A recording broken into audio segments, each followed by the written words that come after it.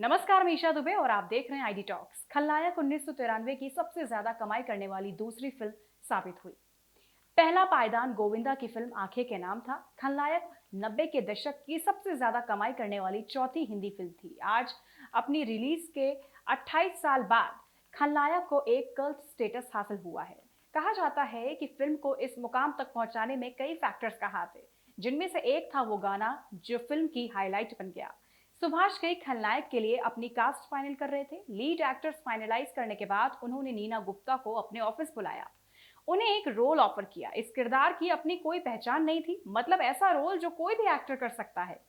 इसी वजह से नीना ने ये रोल करने को काफी उत्सुक नहीं थी। फिर भी सुभाष घई ने उन्हें एक गाना सुनाया जो उनके किरदार पर फिल्माया जाना था। इस बारे में नीना गुप्ता अपनी ऑटोबायोग्राफी सच कहूं तो में लिखती हैं। वो बताती हैं कि जब उन्होंने पहली बार वो गाना सुना तब लगा कि मामला काफी कैची है। ऊपर से वो गाना उनकी दोस्त ईला अरुण ने गाया था। अलका याग्निक का भी बराबर का योगदान था। फिर भी सारी बातें उनके कमजोर किरदार पर ही आकर अटक रही थी, जिस वजह से वो ये फिल्म साइन नहीं करना चाहती थी।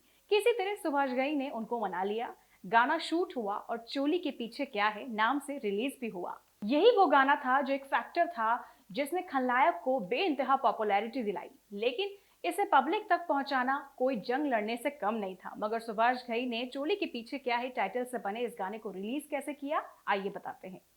इंडिया टुडे की एक रिपोर्ट के मुताबिक टिप्स ने खलनायक के साउंड ट्रैक पर करीब 1.5 करोड़ रुपए बहा दिए। इसमें प्रचार आदि का खर्च भी शामिल था। कंपनी की सारी मेहनत सफल हुई। लेकिन जब खलनायक की देश भर में 50 लाख से ज्यादा कैसेट्स बिकी, इस एल्बम से कंपनी को तकरीबन 3 करोड़ रुपए का मुनाफा हुआ।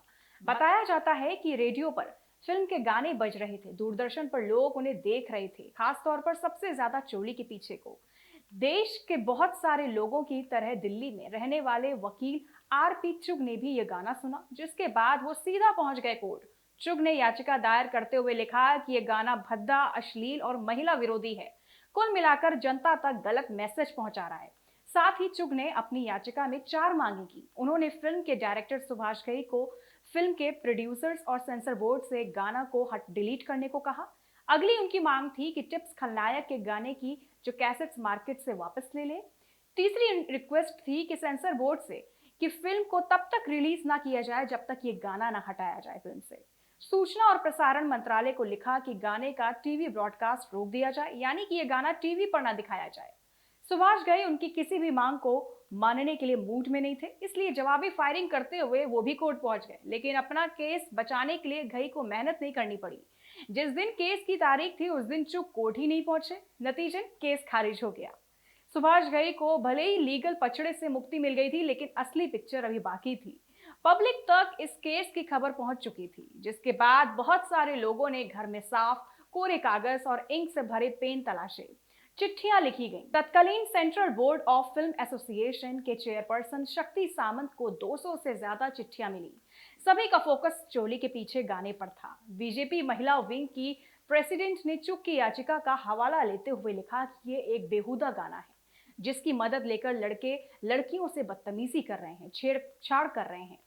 फरीदाबाद के रहने वाले विनीत कुमार ने भी अपनी शिकायत में कुछ ऐसा ही लिखा था। उनके मुताबिक उनके इलाके में रहने वाला एक जवान लड़का ये गाना गाकर लड़कियों को छेड़ता है। गाने के खिलाफ लिखी गई तमाम चिट्ठियों में इसे डिलीट करने की मांग की गई, लेकिन पूरा जनादेश ये नहीं था। कुछ इसके बचाव में भी राजस्थान के पारस सिनेमा से जुड़े एक एग्जीबिटर ने लिखा कि चोली के पीछे एक राजस्थानी लोकगीत पर आधारित था, जिसे अक्सर महिलाएं गाया करती थी। अगर ये भद्दा होता तो वो इसे क्यों गाती। और सिनेमा हॉल था राजेश टाकीज के नाम से, जिसके एग्जीबिटर को भी गाने से कोई आपत्ति नहीं थे। उन्होंने लिखा कि मैंने टीवी पर यह गाना देखा और मुझे कुछ भी गंदा नहीं लगा, बल्कि आप इसे परिवार के साथ देख सकते हैं।